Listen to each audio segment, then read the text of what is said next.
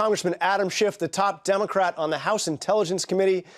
Congressman Schiff, so you just heard the issue of pardons. He is not ruling out that the president could issue pardons to the key figures in this investigation. Would that put an end to this if the president suddenly issued blanket pardons to the key figures? It wouldn't put an end to it. Obviously, it'd be deeply disturbing, and I think the impression certainly the country would get from that is the president was trying to shield people from liability for telling the truth about what happened in the Russia investigation or Russian contacts. But what I take away from his discussion with you is two things, 2 points he wants to make. First, the president didn't know. And second, even if he did, there's no crime here. Now, to believe that, though, we have to rely on two things. We have to rely on Don Jr.'s representation of what happened in that meeting, and we've already seen many times we can't rely on that because, of course, he first said no such meeting ever happened, and then he said the meeting was about adoptions, and then he admitted the meeting was about getting information on Hillary Clinton, and that he wasn't forthcoming about who was in the meeting. So we can't accept anything Don Jr. says.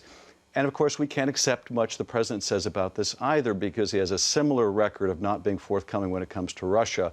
And indeed, if you look at the president's statements around this time, he announces a speech he's going to give where he's going to give the dirt on Hillary Clinton that he then cancels. Now, that would corroborate that Don Jr. didn't get the information he was hoping for, but of course it contradicts the idea that he was unaware. But you also heard him say several times the president is not under investigation. Is that true? I can't comment on who Bob Mueller may be looking at, but clearly we want to, in the congressional committees, determine just what the Russians did, who was knowing of it, who was participating in it.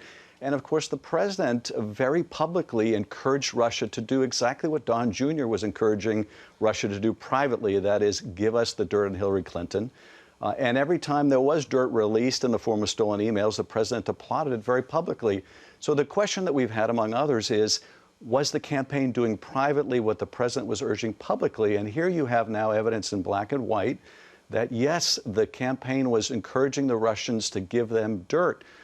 And the fact that this was done through intermediaries is just how the Russians operate. But if we look at this Trump Tower meeting, and certainly it's problematic and the shifting explanations of it are problematic, but the bottom line, is there any evidence whatsoever tying this meeting or that Russian lawyer to the centerpiece of this Russian influence campaign, which was the hack of the DNC, the hack of the Clinton campaign emails? Is there anything whatsoever tying this meeting to that activity by the Russians? Well, you know, it's certainly tied in the sense that this is about as clear evidence you could find of intent by the campaign to collude with the Russians, to get useful information from the Russians. A willingness to accept, we see from the president's son, but we don't see anything. More than that, though, a willingness not only to accept, but to indicate to Russia what the best timing was. Of course, Don Jr. says in the emails, late summer. And what do we know about late summer? That's when the Russians start dumping this information. To accept the attorney's representation that no crime was committed here, you have to accept Don Jr.'s representations if they went into that meeting. And here they want something. They want information from the Russians. The Russians want something. They want repeal of the sanctions law, the Magnitsky law. If there's any kind of an understanding that comes out of that meeting, you get us the dirt, you start leaking dirt on Hillary Clinton, and we will look favorably on repealing the Magnitsky Act. That is a very serious crime. Okay, you've heard they've also pointed to this this issue with the Democratic Party and the Ukrainian embassy. This comes from a story in Politico that ran in January. The headline: Ukrainian efforts to sabotage Trump backfire. And I want to read from the article.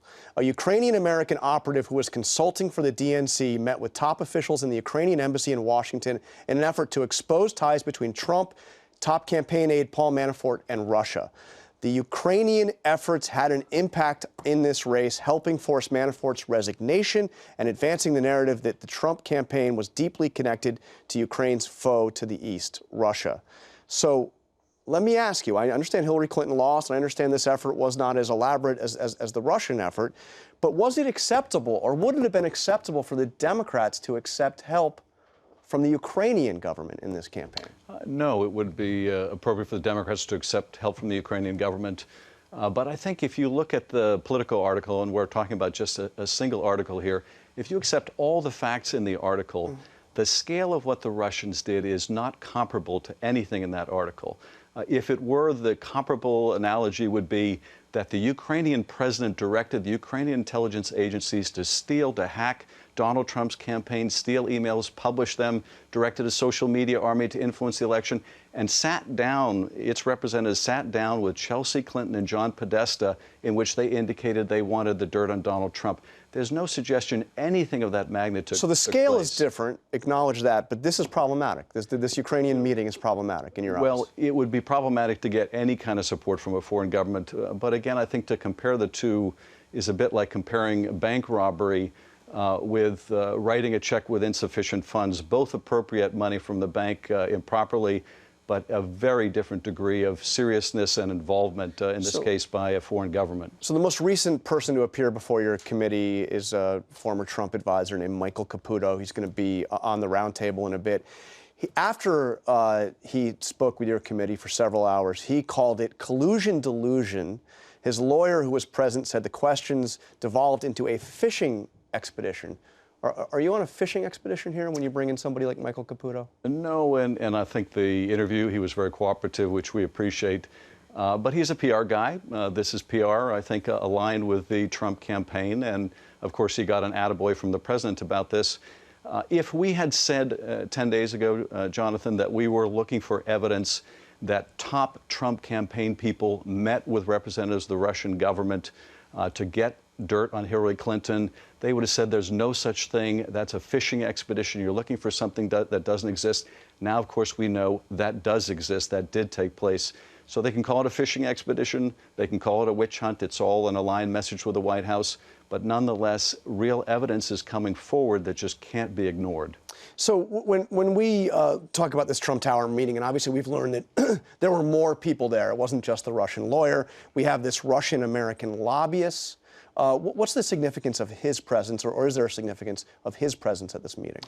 I think it's very significant. Here you have two people now aligned with the Russian government, and a third translator that we don't know the identity of the person, whether that person also came out from Moscow, whether that person might have connections to Russian intelligence. But here you have someone in this lobbyist who has a history, at least according to court litigation, of being involved in getting information potentially in illicit ways from Russian hackers, damaging information about a rival company. You have someone who, if you look at the way the Russian government intelligence agencies work, the Russian government has a priority. In this case, it's getting rid of the Magnitsky Act. They employ the use of oligarchs. Oligarchs put money into a phony organization. The phony organization hires this Veselnitskaya as well as the Russian lobbyist to do their work. And they sit down at a meeting and offer dirt. And what do they want in exchange? They want repeal of this law that Putin hates. So it's very significant. Which, by the way, hasn't happened. It hasn't happened. No, it hasn't. There's no indication. And Congress is going to make sure it doesn't happen. Okay. Congressman Schiff, thank you for joining us here on This Week. Thanks, Jonathan.